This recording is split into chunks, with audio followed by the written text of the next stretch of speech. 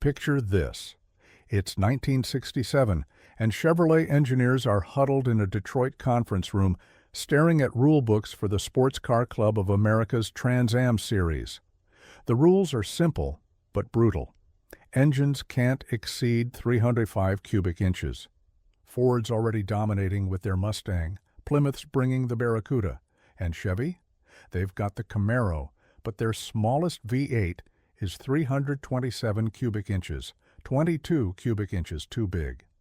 The solution they'd create would become one of the most legendary engines in American racing history, an engine that officially made just 290 horsepower, but could scream to 7,500 RPM and embarrass big blocks on the track. This is the story of the DZ302, the engine that powered the original Z28 Camaro and proved that, in racing, RPMs beat displacement every single time. Let me be clear about something right from the start. When Chevrolet said this engine made 290 horsepower, they were lying, not exaggerating, not rounding down, flat out lying, and everyone knew it. The real number? Somewhere north of 350 horsepower, possibly touching 375 in perfect conditions.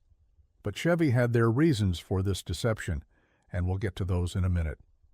To understand why the 302 was revolutionary, we need to travel back to the muscle car era of the mid-1960s. This was the age of there's no replacement for displacement. Manufacturers were cramming the biggest engines they could into anything with wheels, 396s, 427s, 428s, 440s. The numbers just kept climbing. More cubic inches meant more torquey, and torque sold cars. Street racers wanted engines that could light up the tires from a stoplight. But the Trans Am series was about to flip that entire philosophy on its head.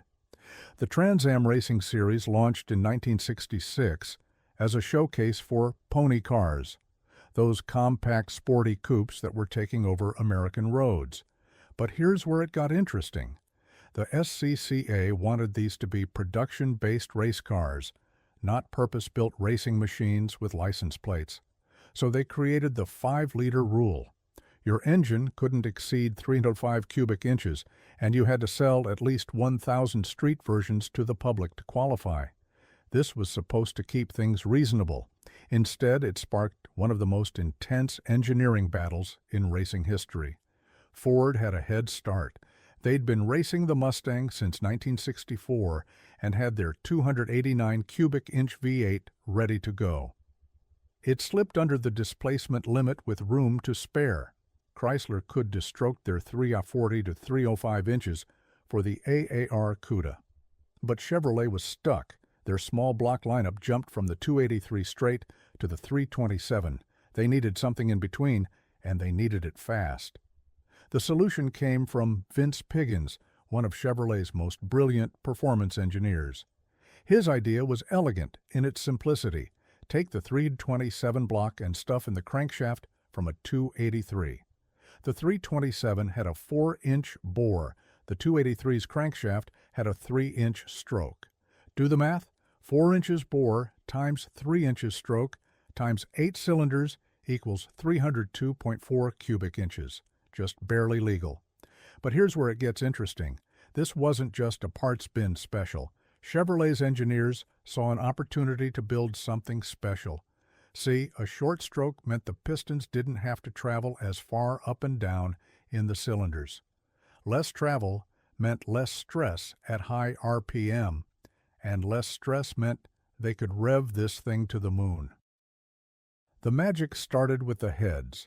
Chevy engineers grabbed the best flowing heads in their arsenal, the same ones used on the fuel-injected 327s.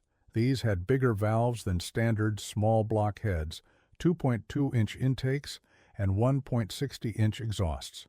The ports were carefully shaped for maximum flow at high RPM, but they didn't stop there. The combustion chambers were milled down to 63 cc, creating a crushing 11.1 compression ratio. In 1967, pump gas was still 100 octane in many places, so this was feasible for a street engine. Barely. The valve train was pure racing hardware. Solid lifters instead of hydraulics meant no pump-up at high RPM. The cam was surprisingly aggressive for a factory engine. 282 degrees of advertised duration on the intake, 302 degrees on the exhaust. Lift was 0.485 inches on both sides. Those are serious numbers even today. The valve springs were straight from Chevy's racing parts catalog, capable of controlling the valves at speeds that would float a standard engine into oblivion. The short block was built to survive, while the block itself was a standard 4-bolt main unit, and yes, those were cross-bolted mains on the center 3 bearings for extra strength. The rotating assembly was anything but ordinary. The pistons were forged aluminum, not cast.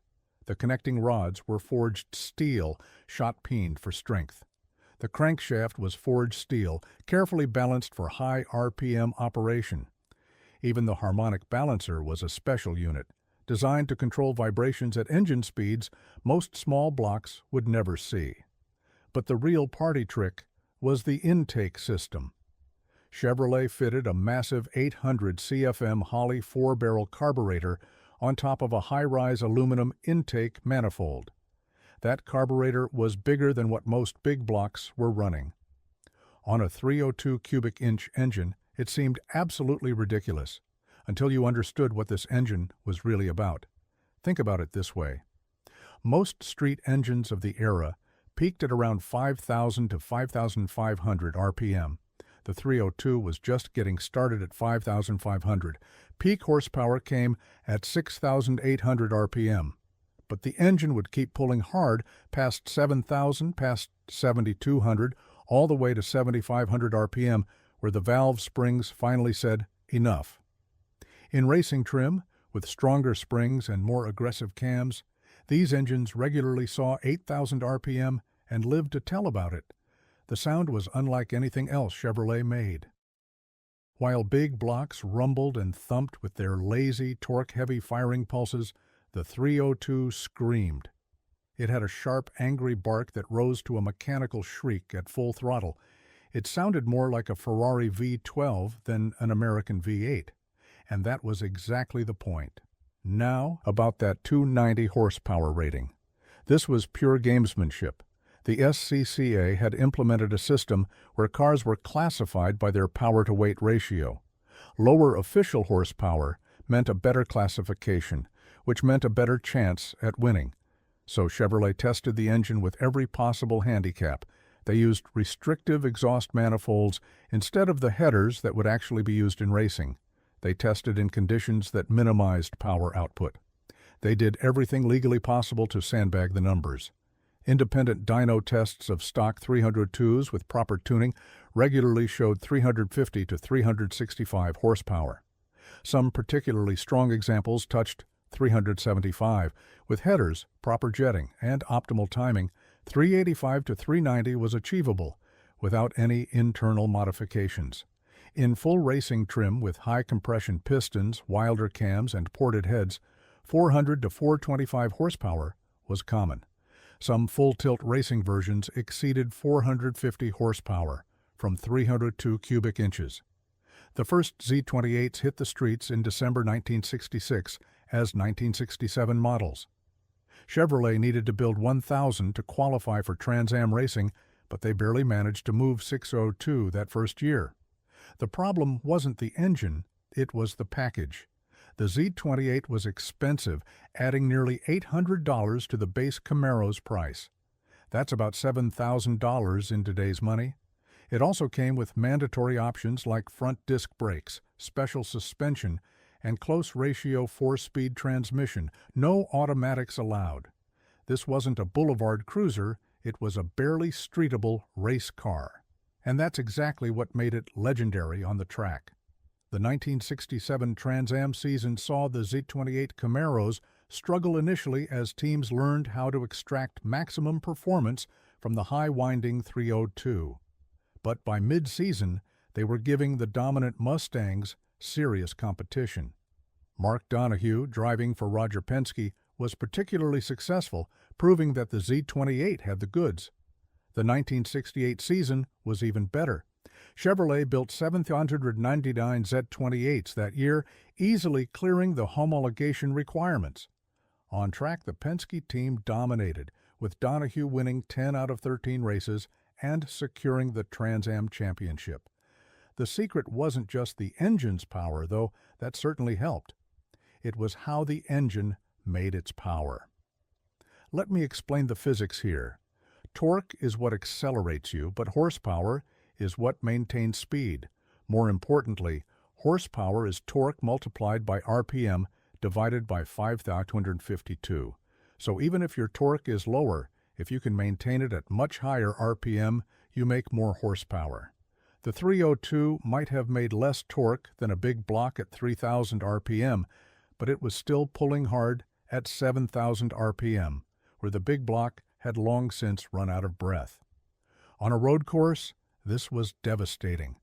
The Z28 could stay in a lower gear where a big block would have to shift.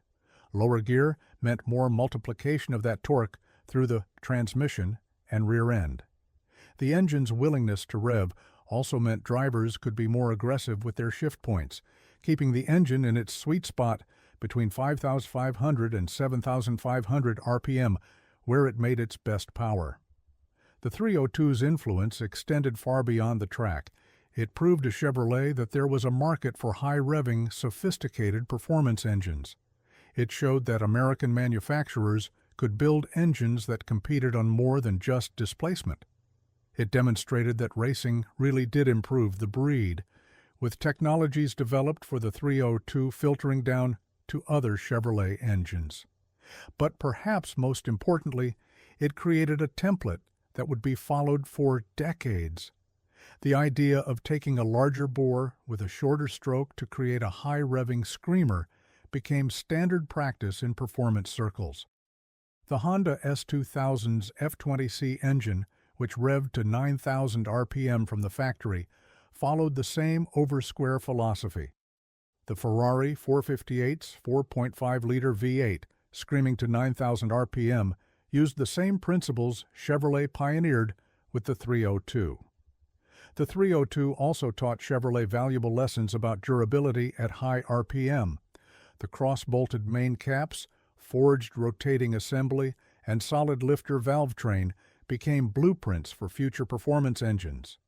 The cooling system modifications needed to keep the 302 alive at sustained high RPM informed the design of later racing engines. Even the oiling system improvements, including a high-volume oil pump and baffled oil pan, became standard on subsequent performance engines. Production of the original DZ302 ended after the 1969 model year. The Trans Am rules had changed, allowing destroked versions of larger engines, and Chevrolet moved on to other solutions. In total, approximately 19,014 Z28s were built with the 302 across all 3 years: 602 in 1967, 7,999 in 1968, and 11,213 in 1969. Every single one had the DZ302 engine. No options, no alternatives. Today, these engines are among the most valuable and sought after in the collector car world. A complete, numbers-matching DZ302 can be worth $30,000 to $50,000 by itself. A documented racing engine with provenance can exceed $100,000. Complete 1969 Z28s with original engines regularly sell for 6 figures, with the best examples approaching $200,000. But the value isn't just monetary. The DZ302 represents a pivotal moment in American automotive history. It was the engine that proved Chevrolet could compete with the best in the world, not through brute force, but through engineering excellence.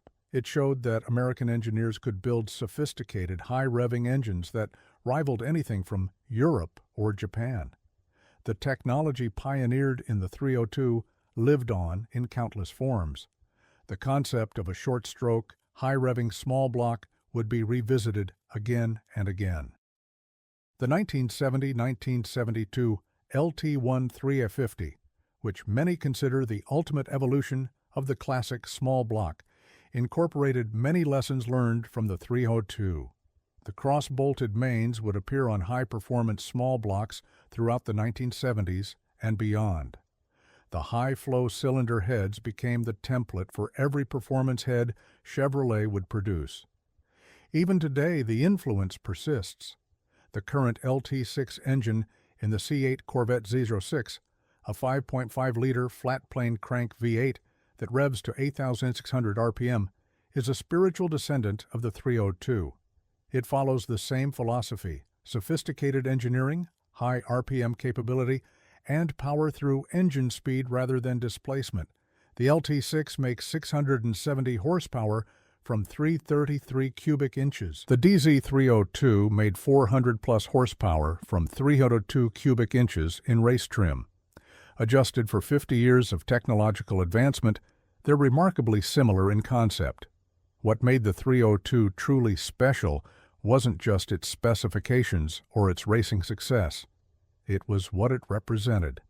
In an era when bigger was automatically assumed to be better, Chevrolet proved that smart engineering could beat brute force.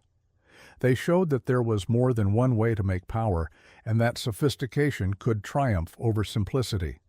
The engine also created a new type of enthusiast. Before the 302, most hot rodders were displacement junkies, always looking for the next bigger engine. The 302 created a cult of RPM worshippers, enthusiasts who understood that the sweetest sound in automotive existence wasn't the rumble of a big block, but the shriek of a small block spinning past 7,000 RPM. It changed how people thought about building engines. Instead of immediately reaching for a bigger displacement, builders started considering shorter strokes and higher RPM. The formula was simple: if you could make the same torque but spin the engine 20% faster, you made 20% more horsepower. The 302 proved this wasn't just theory, it worked in practice. The racing success was undeniable. Beyond Donohue's 1968 championship, Z28s dominated Trans Am racing through 1969. They won races at Riverside, Laguna Seca, Mid-Ohio, Watkins Glen, all the legendary road courses of the era. They beat Mustangs, Javelins, Barracudas, and even the occasional Alfa Romeo or BMW that wandered into their class. The combination of the screaming 302 and the well-balanced Camaro chassis proved nearly unbeatable. But here's something most people don't know. The street version of the 302, as impressive as it was actually significantly detuned from what Chevrolet's engineers originally designed. Internal documents from the period show that the original prototype engines were making close to 400 horsepower in street trim with 12.1 compression and more aggressive camshaft timing. But concerns about warranty claims, drivability, and emissions, yes, even in 1967, forced them to dial it back. The irony is that this detuning might have actually helped the engine's legacy. Because the street engines were conservative, they were reliable. They could take abuse that would destroy a more highly stressed engine. They had room to grow with simple modifications. A set of headers, some carburetor, tuning, and a timing adjustment could unleash 50 or more additional horsepower. This tunability made them perfect for both weekend warriors and professional race teams. The 302 also pioneered several manufacturing techniques that would become industry standard. The cross-bolted main caps required special machining that was expensive and time-consuming in 1967. Chevrolet developed new processes to make this feasible for production. The forged pistons required precise weight matching to allow high RPM operation. Chevrolet implemented new quality control procedures to ensure consistency. Even the assembly process was special, with these engines built on a separate line with additional quality checks. One of the most interesting aspects of the 302 was its sound. That distinctive high-pitched wail became so iconic that modern Camaro engineers specifically tuned their exhaust systems to evoke it. The 5th and 6th generation Camaros, despite having completely different engines, were designed to capture some of that 302 sound character. It's a testament to how deeply this engine embedded itself in automotive culture. The end of 302 production after 1969 wasn't really the end. The engine lived on in countless forms, Racers continued to campaign them through the 1970s. Hot rodders built replicas using 327 blocks and 283 cranks. The aftermarket stepped in with purpose-built 302 rotating assemblies. Today, you can build a 302 that would have been pure fantasy in 1969. Aluminum blocks, titanium rods, rev limits approaching 9,000 RPM. But perhaps the greatest testament to the 302's legacy is how it changed Chevrolet's entire performance philosophy. Before the 302, Chevy performance was about big blocks and massive displacement. After the 302, they understood that there was room for both approaches. This led to a diverse performance lineup that included everything from high-winding small blocks to torque monster big blocks, each optimized for its intended purpose. The collectors who seek out original DZ302 engines today aren't just buying a piece of hardware, they're buying a piece of history, a moment when American engineering took on the world and won.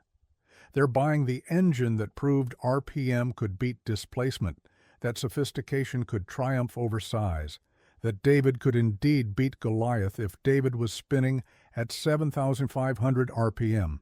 Every time one of these engines fires up today, it's a reminder of what's possible when engineers are given a problem and told to solve it without compromise.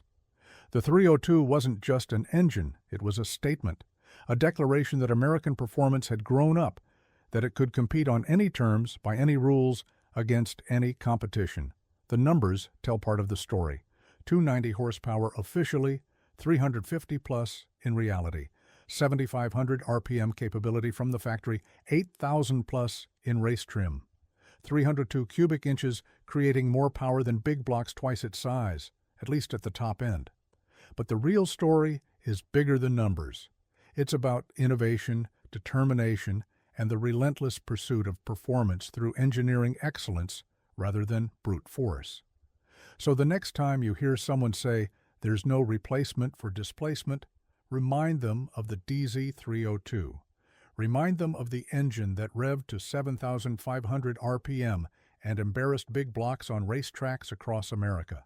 Remind them that sometimes, just sometimes, brains beat brawn, and RPMs beat cubic inches. What's the highest revving engine you've ever experienced? Drop a comment below and share your story.